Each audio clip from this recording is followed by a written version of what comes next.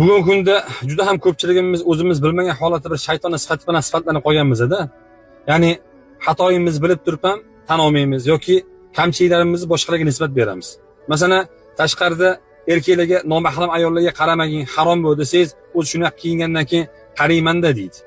Yoki namoz o'qimayotgan odamga nimaga namoz o'qimayapsan desangiz, o'zi shu ikkitasiga qo'shilgandan keyin o'qimay qo'ydim, o'zi o'qirdim deb turib, o'zini harom odatini o'rtoqlariga nisbat beradi. Ya'ni jannatda Odam alayhisalom chaqirilib, taqiqlangan mevadan yebsiz, endi yerga quvilasiz jazo o'laroq deyilganida, Robbana innana zolamna anfusana. Ey Robbi, biz nafsimizga zulm qilganlardan bo'ldik deyishdi, jazolarni qabul qilib yerga tushib, oxir-oqibat jannatga qaytarilishdi. Shaytonga sen odamga hasad qilding deyilganida, fabima aghwaytana. Sen meni adashtirding ey Robbi dedi.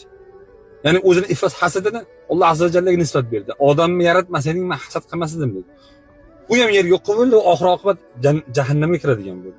Shuning uchun bugungi kunda xato kamchiliklarni, xatoligini bilib turib tan olmayotganlar. Mana shu narsa kibrdir. Bu oxir-oqibat jahannamga olib boradi. Va boshqalarga nisbat berishi esa shaytonning bir sifatidir. Zotan xato qilishligimiz xato emas, unda sobit turib uni tan olmasligimiz eng katta xatodir. Shuning uchun eslatib aytardimki, odamni farzandimizmi? Odamga o'xshaylik, shaytonga o'xshab qolishlikdan esa Alloh azza va jalladan panoh so'raylik. Assalomu alaykum va rahmatullohi va barakatuh.